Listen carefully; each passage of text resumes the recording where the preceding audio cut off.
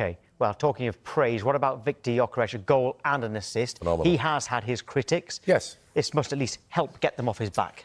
Yeah, look, strikers, it's one of the toughest jobs in the team, and you're judged on goals. And he was a big money signing. We know how well he did when he was playing for Coventry at a lower level, and he's obviously gone off and made his name then again. Sporting was brilliant. Yeah, Sporting in Portugal. He's a good player. They could be a terrific player. And I think the biggest advantage for Arsenal is the amount of attention he gets. And it leaves that space for your Sakas of the world to run into. Arsenal aren't driven by, and we've always said this, they need to have a Golden Boot winner, they need someone with 30, 40 goals. Well, the top of the league, they were phenomenal last night. They look unbeatable. They've got a superb defence, and they haven't got a prolific striker yet, and it's not stopping them. So I think he's growing into the role. He's got 8 goals. It's not prolific, but I think you asked me the question, is he kind of a hit or a bust? He's like that on the way up. There is a player in there, and I think he's a confidence player. And you'd like to think, late in the season, tired defences, I think he'll score a lot of goals. Well, he definitely is doing things to help the team, all right? 100%. We've got a graphic we can show you here. I'll have to explain it, all right, because it is quite difficult to word this graphic, OK? But what that means there, in simple English, is that he is the most tightly marked player in the Premier League this season. That's probably the best way I can put it, all right? So if he's doing that and Arsenal are winning every game, surely he is doing his job. And the way he set up Zubamendi, you could see how tightly marked he was, and he's still... Technically, great pass, the space. When you get players like that in your team, yes, you love a striker who scores 20, 30, 40 goals. But at the end of the day, if he's taking that attention away, and Arsenal have got so much, attacking, goals in so many other areas, that's good for the team, it's good for business. It's why they are where they are. So, but in time you will see, and I said to you, February, March onwards, and people get tired and they've played a lot of games, I guarantee you he'll probably have a goal rush.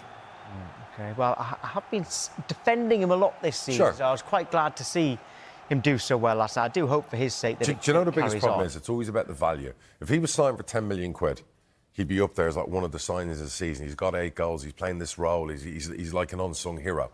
The fact that you throw us at 50, 60, 70 million behind, it's a bit like Isak. Obviously, he's injuries, he's got 2 goals, he was the biggest signing in the summer. Straight away, if he doesn't win the Golden Boot, doesn't get 35 goals, he's going to be a bust. It's not always about that, is it? So, if they end up winning the double, title, Champions League, whatever else, and he ends up with 11, 12 goals, 6 assists, is anyone going to remember? I think Arsenal fans would be happy with the title, certainly. 100%. Here's a debate that's been going on for a long time when it comes to strikers. Sure. At the moment, most clubs, especially, Arsenal included, will have a left footer on the right, a right footer on the left. OK? How much does that impact a striker? Because if you've got a left foot on the left and a right foot on the right, you look up, you straight away, you get the ball to the striker as quickly as you can. Cutting in onto your the inversions foot, and everything you can go else. Yourself, you can lay it off. Yeah, there has to be a lot more. There has to be a lot more patience for your number 9 when you're playing with strikers coming in all of the time instead of going out wide and putting the ball into the box. It really is down to style of play. It's also about, are you a possession-based team? Are you playing low-block teams? What kind of strike you are, your movements? Look, we can also argue the best in the world, the Ronaldos, the Messis, never had a problem scoring a goal a game. But you could also judge, well, they didn't play in the Premier League all the time. Ronaldo did through periods of his career.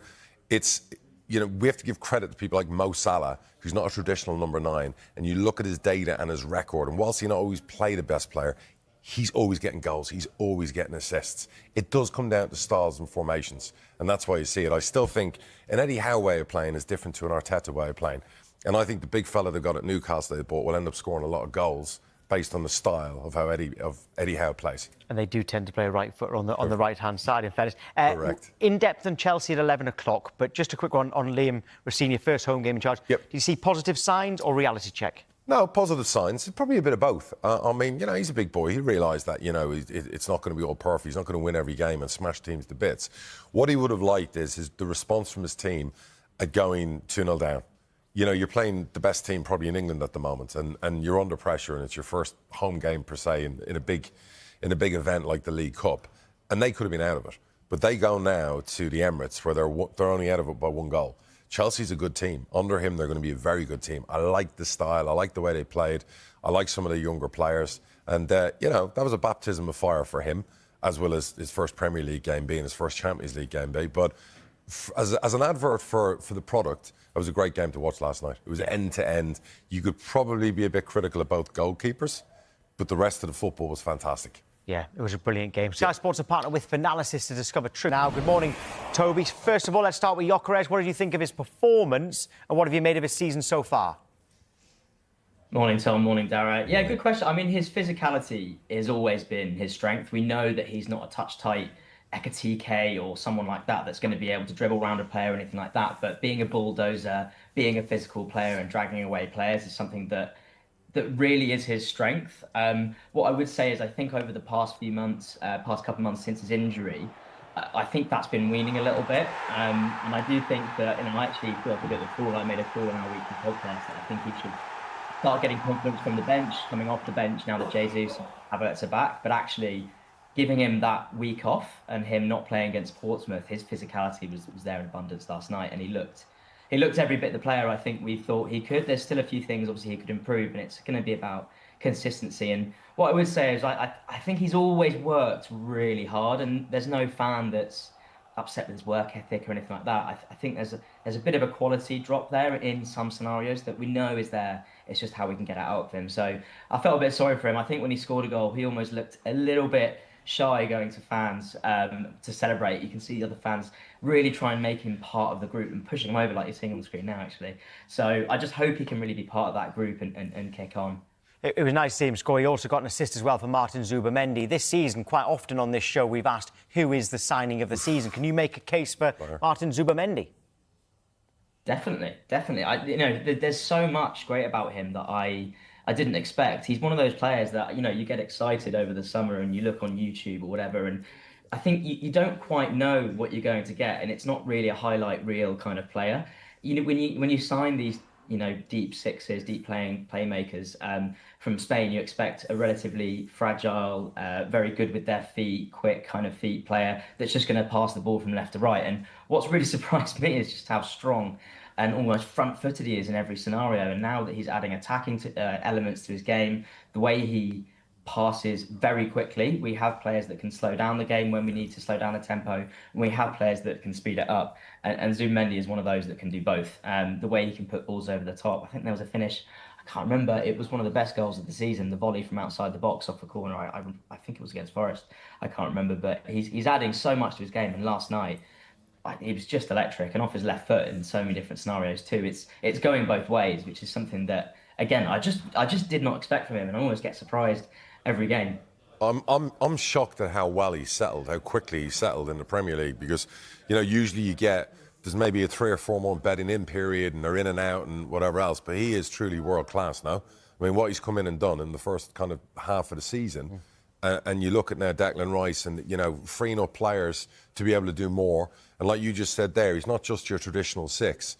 He can pop up with a goal. He can pop up with that creativity when it's needed. And, I'm amazed how quickly he's adjusted to it all. Superb signing. Yeah, he's been very well. Arsenal's transfer business has been praised a lot over the last few transfer windows. One of those who came in this summer was Kepa. What did you think of the decision to keep him in goal for this Cup? It's an interesting one, isn't it? We've got to find minutes for him somewhere. He was Bournemouth Player of the Season last season.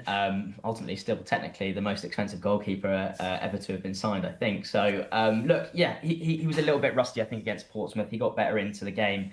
And look, he saved quite a few great shots from Esteval last night. So as a shot stopper, he seems like he's getting there. What I would say is that difference between coming for crosses between him and David Raya is they're worlds apart. And look, I'd still give him the game at the Emirates. We're a goal up, and ultimately this is a team that we should really be beating at home, given that we've got. Okay, what happens in the final? If you win the final, do you want to see Raya or Kepa? I'd like to see Raya, particularly against City and with Haaland coming in.